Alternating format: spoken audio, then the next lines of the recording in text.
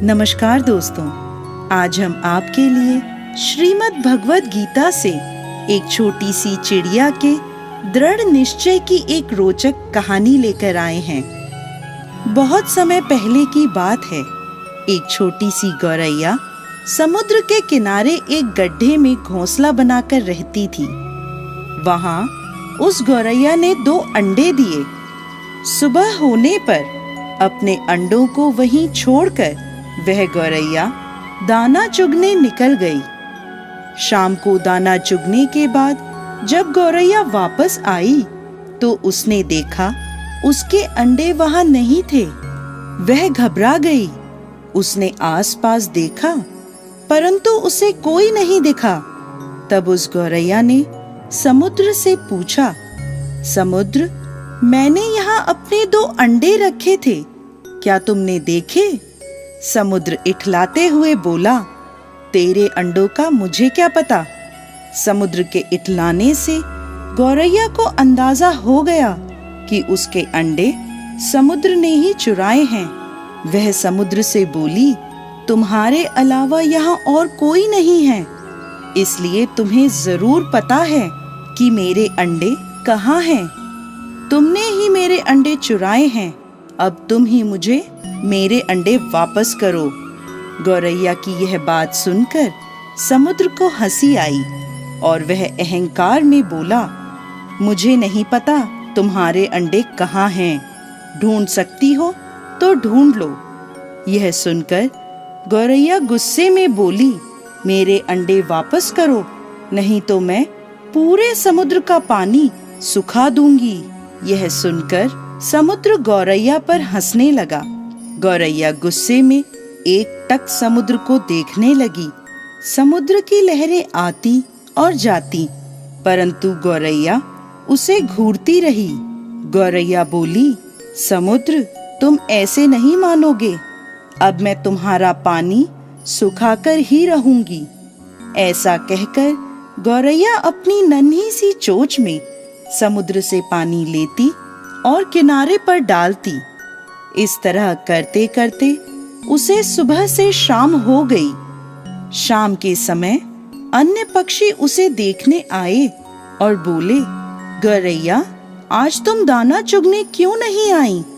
परंतु गौरैया तो गुस्से में कुछ नहीं बोली, बस अपनी चोंच में समुद्र से पानी लेती और किनारे पर डाल देती।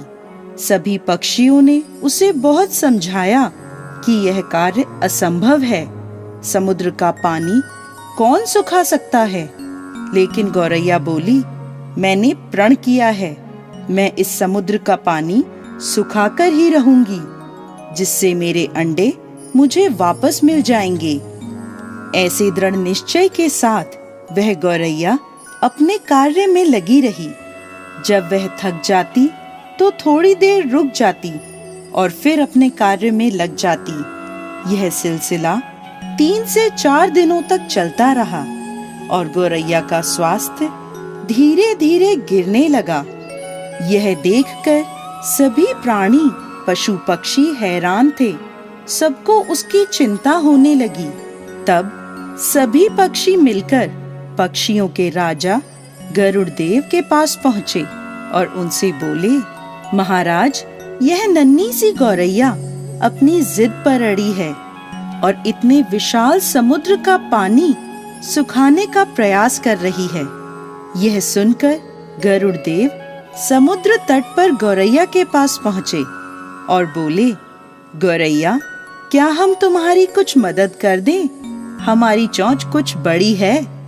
गौरैया गुस्से में बोली, यह मेरा काम है, मुझे करने दो, मुझे किसी की मदद नहीं चाहिए।